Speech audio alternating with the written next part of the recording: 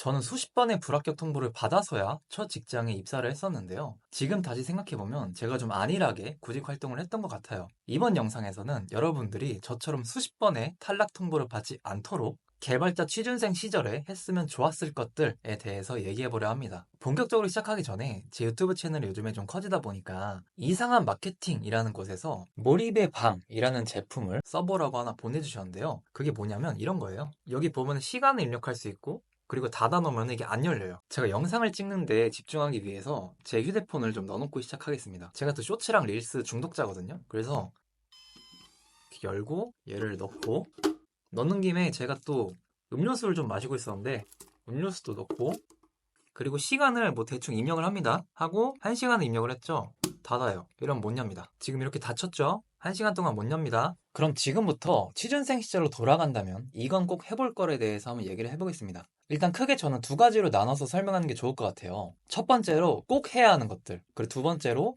하면 좋은 것들. 왜냐면은 사실 리소스가 무한하지 않기 때문에 모든 걸 다 할 수는 없잖아요. 그래서 내가 허용하는 시간 범위 내에서 꼭 해야 할 것들과 그리고 꼭 해야 할 것들을 어느 정도 했다. 그리고 시간이 남았다. 그러면 그 다음에 하면 좋은 것들을 하면 되겠습니다. 일단 시간이 없는 분들을 위해서 제가 요약부터 얘기를 하자면은 필수는 꾸준한 블로그 글을 작성한다. 그리고 수치 기반으로 이력서를 작성한다. 그리고 사용자가 한 명이라도 있는 프로덕트 출시를 경험한다. 이거고요. 그리고 하면 좋은 것들은 첫 번째, 오픈소스 프로젝트에 기여하기. 두 번째로 꾸준한 코딩 테스트 공부하기입니다. 그러면은 꼭 해야 할 것들에 대해서 좀 더 자세히 얘기를 해볼게요. 첫 번째, 꾸준한 블로그 글 작성입니다. 여기서 중요한 점은 단순히 내가 배운 내용을 기록하는 수준의 블로그가 아니고 문제를 직면하고 그리고 그 문제의 원인을 파악하고 그리고 어떤 식으로 해결했는지 이 수준의 스토리 형식으로 적는 게 좋습니다. 왜냐면은 블로그를 쓰는 취준생분들은 이미 주변에 많기 때문에 그 안에서 제가 경쟁력을 갖추려면 이 정도 수준의 글은 적어야 된다고 제가 생각을 하거든요. 실제로 취준생분들 포트폴리오나 이력서에 적혀있는 블로그의 글들 보면은 본인들이 기술적으로 어떤 것들을 공부했는지는 많은 분들이 되게 잘 적고 계세요. 근데 저라면은 그거를 넘어서 내가 어떤 문제에 직면을 했고 그리고 이 문제의 원인을 파악해 나가는 과정 그리고 그 원인을 어떤 기술을 해결했는지 이것들을 써주면 되게 좋을 것 같고요. 그리고 둘째로 이력서나 포트폴리오를 수치 기반으로 작성을 하는 겁니다. 사실 이거는 취준생 수준에서 쓰기에는 좀 애매하긴 해요. 왜냐면은 왠지 한번 봐볼게요. 비수치 기반의 예시가 뭐냐면 ROCD와 GitHub 액션을 사용할 줄 압니다. 이런 식으로 단순 나열을 하는 거고요. 반대로 수치 기반으로 이걸 바꾼다면은 ROCD와 GitOps 패턴으로 기존 배포 시간을 몇 퍼센트 단축시켰습니다. 이게 수치 기반으로 적는 거거든요. 근데 문제가 뭐냐면은 취준생이나 신입은 이런 식으로 뭔가 개선을 시킬 수가 없어요. 왜냐면은 실제로 프로덕트에 참여하고 있는 게 아니잖아요. 그럼에도 불구하고 이런 식으로 수치 기반으로 쓸 수 있는 방법을 제가 이어서 설명을 드리겠습니다. 좀만 기다리세요. 아무튼 이어서 얘기를 하면은 보통 이제 수치 기반으로 적지 않고 뭐 A 기술, B 기술, C 기술을 쓸 줄 압니다 라고 적는데요. 그것보다는 그 기술을 어떤 문제로 해결하는데 사용을 했고 그 결과 어느 정도 개선됐는지에 대해서 얘기하는 게 좀 더 경쟁력이 있겠죠. 그러기도 하고 사용 가능한 기술을 나열하는 게 그 기술을 얼만큼 사용 가능하다고 말할 수 있는지가 되게 애매해요. 왜냐면은 그 기술이라는 거를 100% 이해하고 마스터할 순 없잖아요. 자, 셋째로 사용자가 한 명이라도 있는 프로덕트 출시 경험을 가지는 겁니다. 이게 많은 분들이 보통 클론 코딩이나 제가 싫어하는 클론 코딩이죠. 토이 프로젝트 수준의 포트폴리오를 막 만들려고 하는데요. 그리고 한 개가 아니고 막 2개, 3개, 4개 토이 프로젝트를 만들거나 클론 코딩을 해서 포트폴리오에 올리려고 해요. 근데 저는 이쪽에 있어서는 양보단 질이라고 생각을 하거든요. 여러 개의 따라치기식 클론 코딩보다는 실제로 설계 단계부터 구현, 그리고 출시, 그리고 개선 이 프로세스를 한 번이라도 거친 프로덕트 출시 경험이 여러 번의 클론 코딩보다 훨씬 값지다고 생각을 합니다. 왜냐면 이 네 단계에서 고민해야 하는 포인트들이 계속해서 생겨나고 그거를 여러분들이 어떤 식으로 풀었는지 얘기를 할 수 있게 되거든요. 그럼 훨씬 면접 자리에서 단순히 클론 코딩 했습니다. 저 유튜브 클론 코딩 했습니다. 이것보다는 제가 이런 니즈가 있는 것 같아가지고 이런 프로덕트를 만들어보고 실제로 사용자도 모아보고 그런 과정에서 이런 문제가 있어서 이런 식으로 개선을 해봤습니다. 이런 말을 할 수가 있어요. 그래서 제가 다시 두 번째로 돌아가서 사용자가 한 명이라도 있는 프로덕트를 출시를 하고 그리고 그 프로덕트를 개선하는 경험을 수치 기반으로 적으면 된다는 거예요. 무슨 말인지 아시겠죠? 그래서 단순히 클론 코딩하고 막 토익 프로젝트하고 이렇게 약간 개선을 할 게 없는 수준의 프로젝트를 진행을 하면은 애초에 수치 기반으로 이력서를 적을 수가 없겠죠. 지금까지는 꼭 해야 할 것들에 대해서 얘기를 했고요. 이어서 하면 좋은 것들에 대해서 얘기를 해보겠습니다. 첫 번째는 오픈소스 기여하기입니다. 이게 오픈소스 기여라고 하면은 막 엄청난 유명한 프로젝트의 뭐 대단한 성능 개선, 기능 추가 이런 것들을 생각하시는데요. 꼭 그럴 필요는 없고 작은 부분부터 기여를 하시면 됩니다. 영어 기반의 프로젝트를 번역하는 것도 방법이고요. 그리고 이미 올라온 이슈 중에서 해결해볼 법칙한 것들을 골라서 해결하는 것도 방법이에요. 둘째로 꾸준한 코딩 테스트 공부입니다. 이게 보통 면접까지 가기 전에 코딩 테스트에서 떨어지면은 사실 면접도 볼 수가 없거든요. 근데 문제가 뭐냐면은 이게 평소에 코딩 테스트를 공부해놓지를 않으면은 서류 합격한 다음에 코딩 테스트까지 기간이 있잖아요. 예를 들어 이게 일주일이라고 칠게요. 근데 그 일주일 동안 벼락치기로 공부를 해야 돼요. 그렇게 되면 당연히 합격하는데 불리를 하겠죠. 따라서 시간 날 때마다 틈틈이 코딩 테스트 문제를 풀어보는 습관을 가지면 좋을 것 같아요.